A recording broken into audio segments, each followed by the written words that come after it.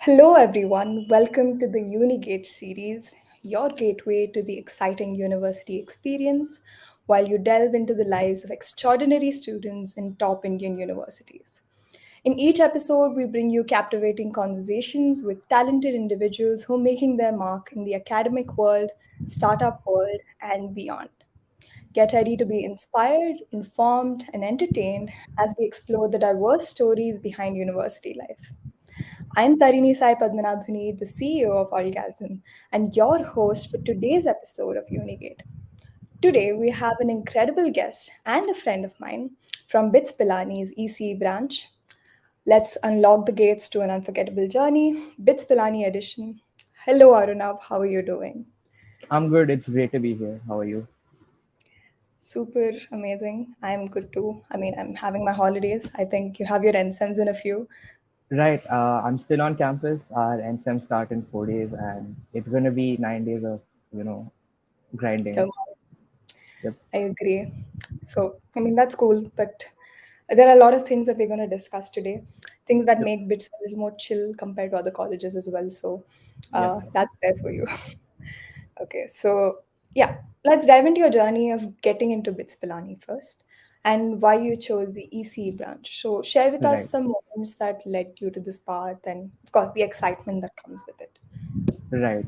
So, I mean, as most engineering aspirants in India, I started my JEE preparation in 11th grade, and I had a few target exams in mind, and a couple of them were obviously JEE mains and advanced.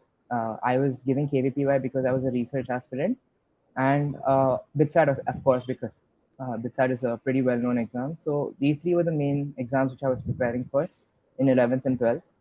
So in 12th grade, I gave my JEE mains in the month of June and got a pretty decent score. I'd say I got a rank of 5,616 in mains, and my advance didn't go too well. I got a rank of 7,766, and BITSAT went pretty well as well. So I got 299 out of 390, and KVPY 2 I qualified with an All India rank of 1,819. So I had quite a few options in the bag, and at the end of the day, I also had ISO Pune to choose from.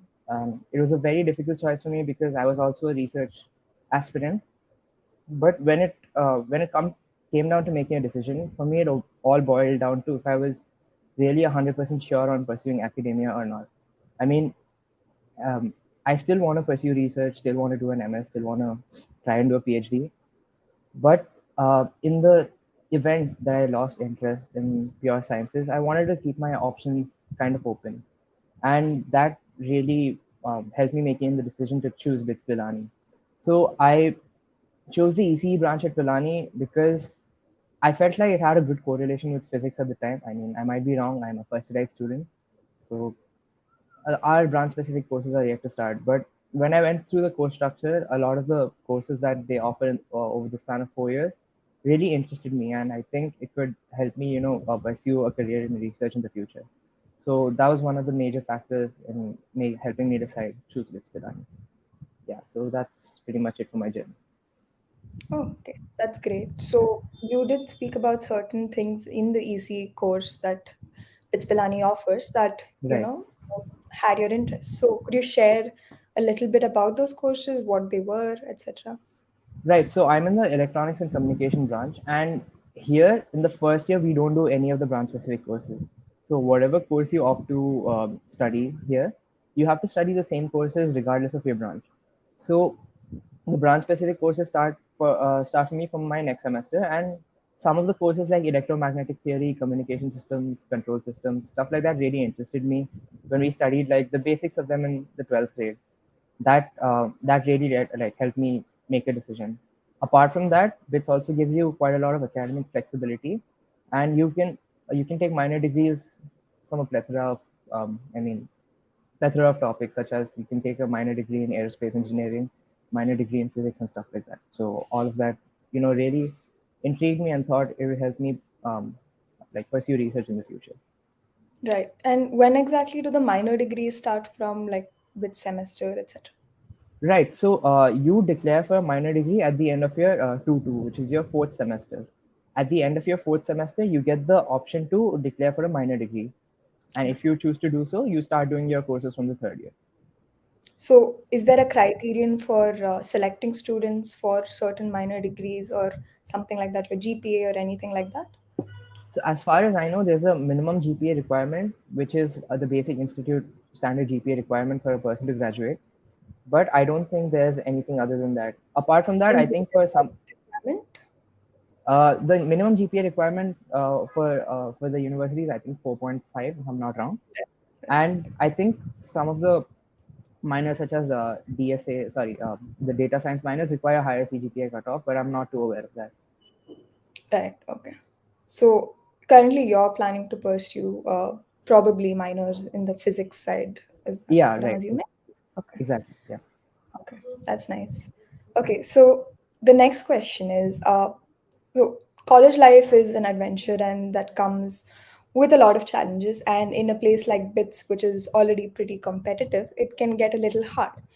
But at the same time, BITS offers a lot of advantages in the form of the type of system it has. You guys have no attendance policy, you have no permission time, and a lot of more things. So, a little bit about how that helps in managing your time. And of course, I will delve into the aspect of how you guys, made use of all of these advantages to your side later on. Right. So the 0% attendance policy, it's mostly true, but then there are a couple of courses, at least in the first year, that hold evaluatives during class. So for example, in my first semester, I had the general biology course, and they used to take quizzes in class. So if you miss those evaluators, you eventually lose marks in your courses. But for the most part, the 0% attendance policy is true, and I mean, it really gives you the freedom to like prioritize what you really want to do. I think. I Yeah, mean, I wouldn't say I've made the best use of it if I'm being completely honest, well, that's but fine. We'll delve into right, that. right.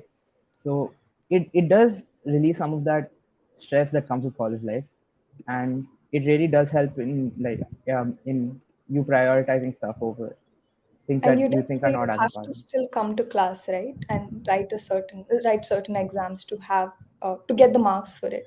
So will you Right. be notified of that, or is it like random based on the teacher's Again, will? yeah. So again, at the beginning of the semester, you are provided with a course handout, and they mention if they have these things called tutorial tests. So there are three Hmm. types of classes here: Hmm. tutorials, lecture hours, and labs.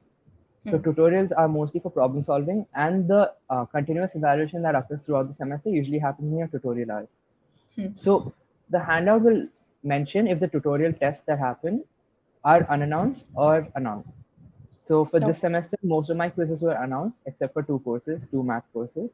But other than that, all the tute tests that are supposed to happen, sorry, tutorial tests, we call them tute tests in short, they're all announced. That was the case for this semester. So have you missed any unannounced tests? Uh, Not yet, which is which is something Good. I'm proud of. Awesome. I think that's luck on your side.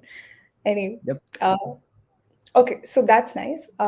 Now, a little bit into the college activities and stuff, and this will include stuff I mentioned earlier, you Right. having a zero attendance policy, no perm time, etc.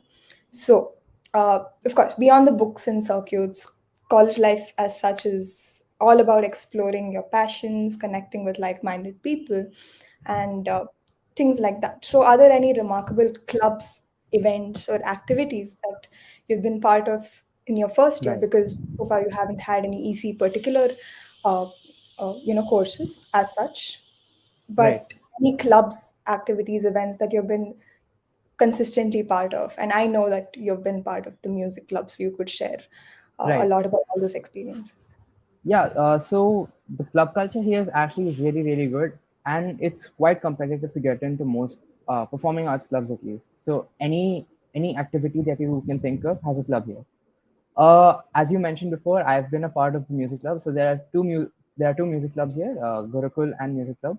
They are both performing arts clubs and perform during various times of the year.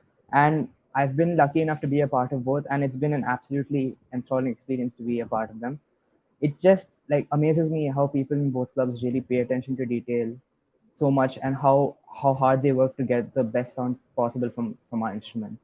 And it's been a really fun learning experience. It's helped me upskill too. I mean, I used to. I've learned a lot here. Like I play the keyboard, so and I've learned a lot of stuff here, including a little bit of music production using softwares like Ableton. I've learned a lot about like EQing, equalizing during a stage performance. It's a lot of fun, and it can get hectic at times, but at the end of the day, it's really worth it because it's something that I really like doing. Apart from the music clubs, you have a really, really, I mean, amazing dance club here. You have two art societies. One is CRAC, the Creative Activities Club, I think, and ADP, which is Department of Art Design and Publication. These two, the one's a department, one's a club. These two clubs, I mean, these two bodies really create some amazing artwork, and it's really amazing to see how much effort students put in. Apart from that, we have a lot of tech clubs too. We have three major tech clubs, if I'm not wrong. Robocon, Sally, and Team Anand. I might be missing something, but What do these each of three, them target? right. So Team Anand is involved in creating a satellite. They are trying to build a satellite to launch. Um, Team Robocon, I am not too sure actually. There's another team called Chris Robotics which creates Mars rovers, and they've been competing in various competitions and they've been doing really great too. You can check out their LinkedIn. I think they have posted most of Yeah, what they do. And yeah, that's pretty much it. Apart from that, over the year we have three to four fests. So we had the three staple fests are Oasis, which happens in the month of October to November. which is the Then we have cultural fest, right? that's our cultural fest. Yes, Yeah. Oasis that happens in October to November. Blossom, which is a BITS Open Sports Meet, that's our sports fest, which happens in the month of late September to the first week of October. And we have our technical fest that happens in March, the end of March to the first week of April, called Apogee. Apart from that, this year we had a new fest for the first time called Interbits, which is all the BITS campuses coming to one and participating in sports events. So that happened in the Pilani campus this year. Yep. Okay. And did you take part in that? I was part of the basketball team till the month of March, but I decided to leave because I was not able to manage it with my other music commitments. So at the end of Fair the enough. day, I had to choose one of the. Yeah. Okay. That's cool. Okay. So that's amazing. I mean, I think you've given a small gist of all the clubs you've been part of and things like that. Now, delving a little more into the other things that I spoke about. So, BITS Pilani is known for its no perm time concept, where students have the freedom to explore various opportunities beyond academics during class times, of course. So, how do you think this concept contributes to the overall development of students?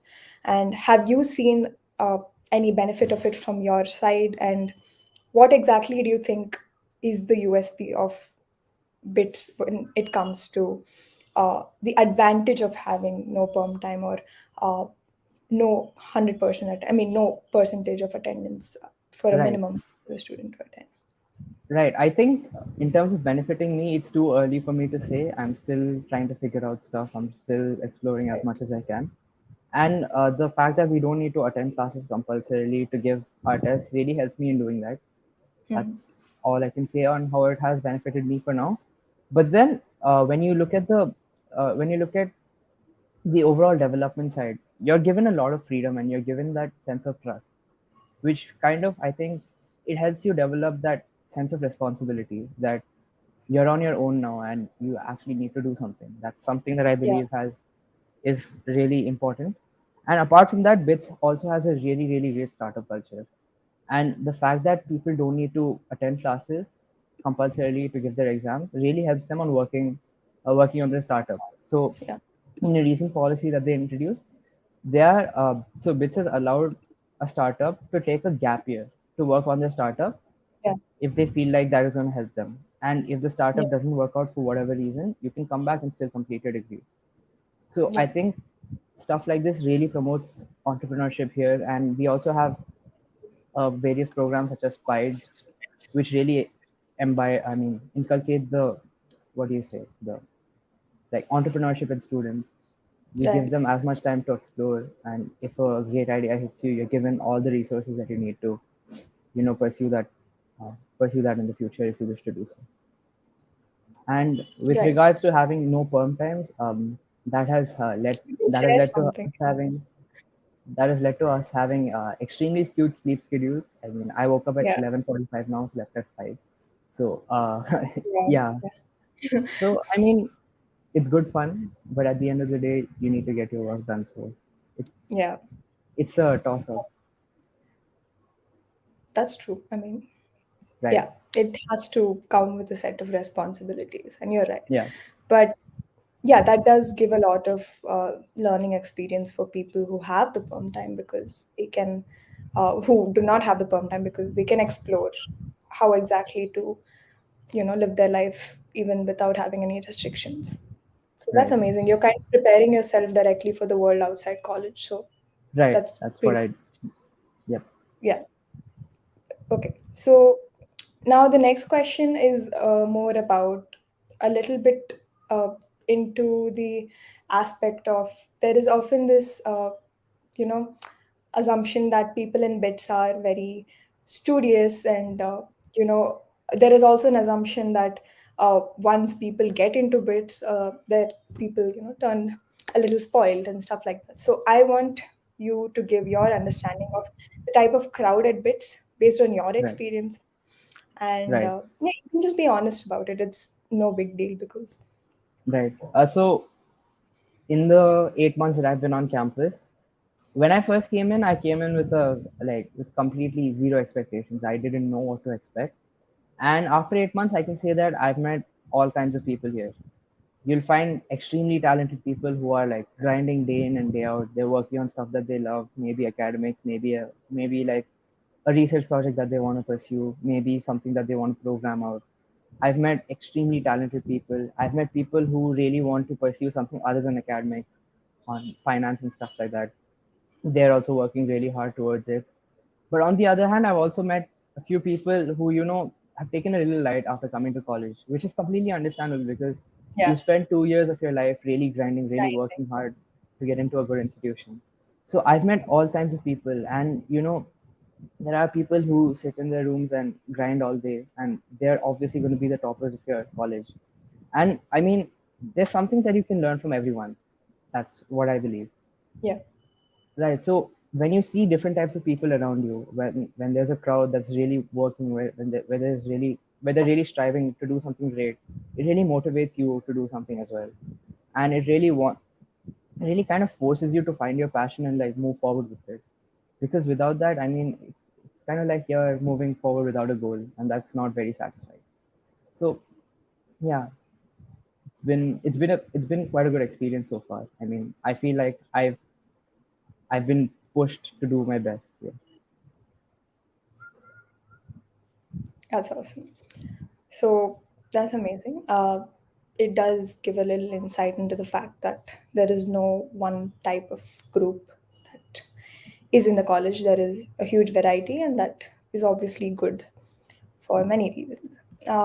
Delving into the next aspect, so mentorship and guidance play a huge role in the academic life, and as such, just in the growth or professional growth of a student's life. So, as per your experience so far, which I know you're still in you've just completed your first year, but you've spoken about a lot of things. So, have you had any faculty that's significantly helped you grow, has in a way mentored you in many ways? You can share about your experiences. Uh, Even just, you don't have to mention a particular faculty member, just general how the faculty is and why you think they might be a little different from even maybe what you've seen in school, and as such just good mentors. Have you had any of those? Even it could be your seniors as well, so mentorship can be in any of these forms. Right. Right. So I haven't really interacted with many professors, if I'm being completely honest. But then I can say for sure that if you reach out to a professor regarding any doubt at any time, you drop them an email, you are sure to receive a response in within 24 hours. That's for sure. So they are very, very responsive, and they are willing to help you Do you out have at any any time. anecdotes or stories to attest to this or anything like that that makes you think that? Right. So one of my friends, I think, was suffering from a really bad fever during, I mean, I think during one of the mid-semester exams or during the compres, I don't recall. But he he had emailed the course in charge for the course really when he was ill, and he received a response quite quickly saying that you'd be offered a makeup. Don't worry about it. Take care of your health and stuff like that. So I think that really showed me that they're really understanding, and I mean, they really help you if required. Apart from that, one of the most amazing things at BITS is the senior junior interaction. So in the Pilani campus, at least, since there's not much outside the campus, you are really kind of forced to do everything inside, which inevitably makes like juniors interact with seniors more often. So Right.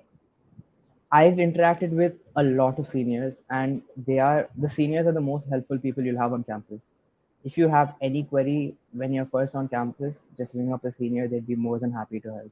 It So, doesn't what matter type of if the ragging culture is that there? Are there strict policies against it? right, right. So before you join college, you're made to sign an anti-ragging affidavit Yeah. and submit it.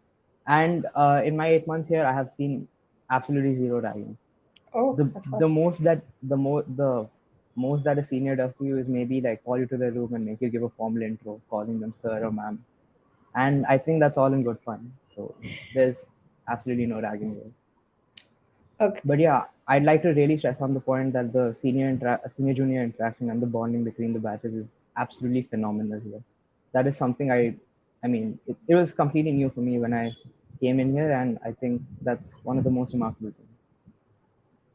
Awesome. So, next question is more towards internships and industry exposure and stuff like that. You are still in your first year, but a little bit about this. So, these are aspects of our professional life that are crucial for our growth. So, what opportunities does BITS Pilani provide for students? I'm sure you've learned a little more about EC. Yeah, So, a little right. bit into that side. So, what opportunities does BITS provide to ECE students for gaining hands on experience in the real world? So, any encounters you've had, just your knowledge Right. based on Uh, your. yeah, right. So coming to internships and the industry experience, something unique to BITS, I think, is their practice school system, which I don't think is employed anywhere else. So the What's that? practice school sys- so the practice school Practice. system essentially is a compulsory internship at the end of your second year, that is during your summer break after your second year, Okay. and during one of the semesters of your fourth year. It's called PS1 and PS2. And so essentially, PS1 is a compulsory internship that you do after your second year in the summer break, and PS2 is a full 6 month long internship that the institute helps you get in either of the semesters of the fourth year. So PS1 is usually not paid. It's just to give you experience on how stuff works. It's a 1.5 to 2 month long internship. But in your fourth year, which is PS2, you get to do a full 6 month long internship in an industry, and the college helps you get that internship either in your the first or second semester of your fourth year. Apart from that, you can also get a summer internship at the end of your third year. In which case, if you do end up getting a summer internship, you are not allowed to do the PS2 in your 4.1, which is the first semester of your fourth year. You'll have to do your PS in the second semester of the fourth year. Apart from Okay. that, if you really wanted to get into academia, instead of PS2, you can do a research thesis that can either be on campus or off campus. So it really does give you a lot of industry exposure, like from the campus itself. And from So, a college helps you get all of this, right? yes, yes. Okay. Okay. Apart from that, for ECE, I mean, the thesis really helps. One of my seniors from one of the music clubs that I'm in actually got into Caltech for Triple E for his masters. Okay. So stuff like the thesis and practice school really help giving exposure in the So, industry he and did stuff his like that. research internship in Caltech. No, he's going for his masters in Caltech. He Okay. pursued his So, you're undergraduate telling, here. okay. So, because of all of this, that helped him. Great. Yeah, Awesome. Okay. That's awesome. Okay. That's great. But, uh, okay, let's get into the next question just a little. So, yeah, as such, I think we've covered a lot of the academic aspects of it. There's not much that I think, we can discuss more because you're still in your first year and yeah, there's a lot more in your journey. A little bit about your college memories, fun moments you've had, stuff like that that you want to right. share. So I think your when friend has I also did something. right, Yeah. so when I came into college, as I mentioned before, I came in with zero expectations. Didn't know what to do, and I think I've changed quite a bit since the first semester because of my experiences here, for the good. That's for sure. I think one of my first real memories from college was during our first Oasis, which was in November, and that was when I think I pulled two straight all-nighters with a really bad throat. And I mean, it's been an amazing journey since then. There's been days where there's 0 degrees here, and you're still chilling Yeah. outside, going around campus. I mean, it's freezing cold outside, but then you're with good company, so the temperature outside doesn't really seem to matter. Stuff like that. And then in the summers where it gets extremely hot, there are 50 people in the common room sleeping together. Someone playing video games, someone trying to study, someone just talking to their friends, and then at the corner you're just trying to sleep. I mean, there's been a lot that's happened over the past 8 months. It's a lot to just compress and bring it into one. I mean, these are just a few anecdotes I think are notable, and I think I was able to remember off the top of my head. So, thank you, Aruna, for sharing your journey. I think though you've just had 1 year, you had quite some Yep. things to share to the audience. And anyone who's looking to go to BITS, I think this interview will surely help them a lot, especially when it came to the academic stuff and things regarding the cultural clubs and all of the information stuff about BITS. And of course, the inside insights that we got from a BITS student. So, amazing stuff. I think BITS is an amazing college, and you work really hard to get in there, and the efforts are seen now. So, yeah, let's hope the best for your future. I'm sure you'll do great. Uh, Thank you for coming on to the interview, and be tuned in to the next episode of Unigate. With that being said, this is myself, Tarini, and our guest, Arunaav Padmapati, signing off. Bye, guys.